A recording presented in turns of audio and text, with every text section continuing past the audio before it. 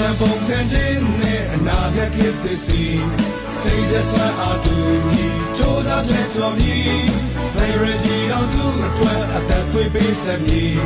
တာဝန်ကိုစီထမ်းရွက်ကြမည်စာနာကူညီပေးမှာထာဝရလက်တွေညီရဲ့ရင်သွေးတောက်ပြီးတတိသစ္စာညီ